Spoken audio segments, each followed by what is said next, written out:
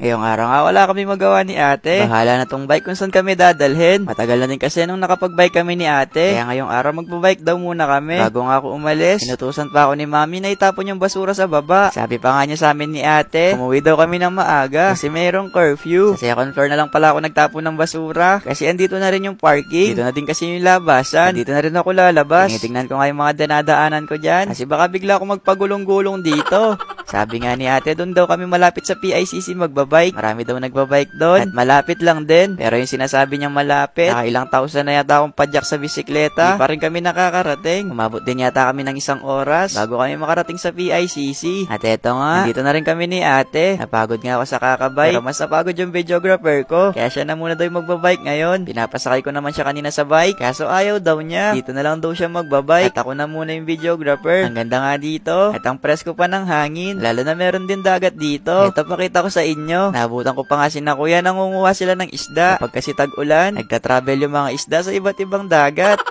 Nang mapagod na nga kami ni ate sa pagbabike, pinahinga na muna namin yung bike. Baka yung bisikleta na yung sumuko, hindi na kami makauwi. Naganap nga kami kung saan kami pwedeng kumain. Kaso wala kaming nakita. Kaya uuwi na lang din kami ni ate. Nasira pala yung kadena ng bike. Kaya hinihila ko na lang din. Na makahanap nga ako ng lugar kung saan siya pwedeng ayusin. Inayos ko na muna yung bisikleta. Medyo malayo-layo pa kasi kung maglalakad pa kami ni ate. Tinulungan pa nga kami ni kuya. Ilang minuto na rin kami dito. Kaso nga lang ayaw talaga maayos. Kaya sabi ko kay kuya, mag-aabang na lang din kami ng taxi. Medyo malayo-layo pa kasi kung lalakad rin pa namin. Baka anong oras na din kami makauwi. Ilang beses din pala kami nagpara ng taxi ni ate. Yung ilan sa kanila ayaw kami pasakayin. Kasi nga daw meron kaming dalang bike. Buti na nga lang yung driver ng taxi pumayag. Yun nga lang sa ibang lugar kami dinala ni kuya. Binibiro ko lang siya kanina. Sabi ko dali niya kami sa ibang bansa. Pero dinala nga kami dito sa Korea. Bago nga kami pumasok ni ate, pinark ko na muna yung bisikleta dito para makapasok na. Pag-akit nga namin ni ate, para na talaga kami nasa Korea. Meron nga silang display dito na standee. Kaya sinubukan din namin. Nandito pala kami ngayon sa Lasema. Na pala yung tawag dito na para ka rin nasa Korea. Pinapili nga kami ni ate kung anong i-avail namin dito. At na makapili na nga kami, binigay na nga sa amin yung relo tsaka yung susi. Heto palang binigay na relo. Matik daw siya ma-charge sa amin kapag umorder kami sa loob. Pumasok na nga si ate. Magkahiwalay din pala kami. Kasi magkahiwalay yung babae tsaka lalaki. Pagpasok ko nga, kinuha ko na muna yung tsinelas ko. Kasi ilalagay daw muna sa supot. At ilalagay yun sa locker mamaya. Binigay na nga ni kuya sa akin yung damit na susuotin ko. Kasi yan susuotin namin pagkatapos maligo. Bawal nga talaga mag-video dito. Kaso nagpaalam lang din ako. Pero bawal talaga mag-video sa loob. Mamaya ikwento ko kung bakit bawal. Pinasok ko na nga muna sa locker yung mga damit ko para pagkatapos kong maligo, kukunin ko na lang yung mga damit na nandito. Pagkatapos ko nga maligo, pinapunta na ako sa 3rd floor para makita ko na yung mundo ng Korea. Pagbukas ko nga ng pinto, eto na yung bumungad sa akin. Doon naman sa kabila si ate. Kaya pala magkahiwalay kami pumasok ni ate kanina. Kasi kapag maliligo daw nakahubad lahat. Nagulat nga ako ng una. Ayoko na sanang tumuloy. Pero ganun daw talaga dito kapag naliligo. Marami naman silang sauna doon. Kaya kahit saan pwede ka maligo. Pero meron naman silang bibigay na maliit na towel. Kaya bawal talaga mag-video sa loob. Baka kasi makapanood kayo ng Lato-Lato tournament. Ipapasyal ko na muna kayo kung ano yung mga nandito sa loob. Wala pa nga masyadong tao ngayon. Kasi halos sila naliligo pa. Alam nyo naman ako, parang kambing lang maligo. 5 minutes lang, nakaakyat na.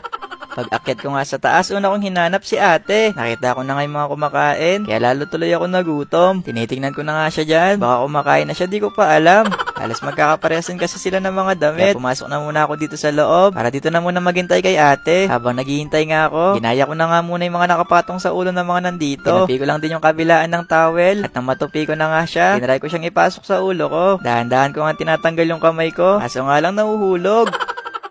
Hihintayin ko na nga lang si ate dito. Kasi alam ko marunong siya maglagay nun. Kaso ilang minuto pala ako nakahiga. Naiinip na ako. Kaya dumiretso na muna ako sa common area. Dito pala sa loob, yung mga gusto manood ng mga Korean movie. Meron din naman silang Netflix. Kaso kadalasan daw Korean movie pinapanood nila dito. Wala nga nakaupo dito. Kaya dito muna ako sa bakanting upuan umupo. Sobrang tagal nga ni ate. Nakuha ko na din yata natapos yung pinapanood ko. Di pa siya dumarating. Tumatawa nga yung mga nasa harapan ko. Kaya sumabay na rin akong tumawa. Kahit hindi ko naman talaga naiintindihan. Nakuha ko na din yata lahat ng anggulo sa panunood. Di pa din dumarating si ate. Kaya matapos na nga yung pinapanood ko, ay pinapanood pa na namin. Eto na si ate, nakita ko na sa labas. Naabutat ko nga siya palakad-lakad. Parang siya yung may-ari dito sa loob ng sauna. Chot! Pagkatapos nga namin makapag-order ni ate, umakyat nga kami sa taas para dito na lang kumain. Pagdating nga namin sa taas ni ate, naabutan pa namin si kuya nililinis yung mga natirang kalat. Sabi nga ni ate sa akin, picturean ko daw siya. Ayaw nga daw niya yung background sa likod. Kaya lilipat na lang daw kami sa baba. Kasi parang mas maganda daw yung background doon.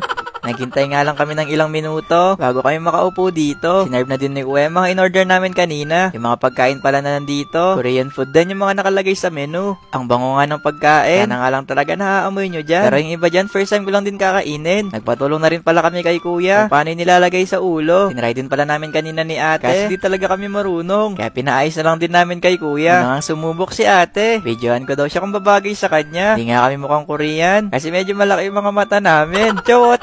Eto naman pala yung sa akin. Di ko alam kung bagay. Pero ikaw bagay ka sa akin. Chot!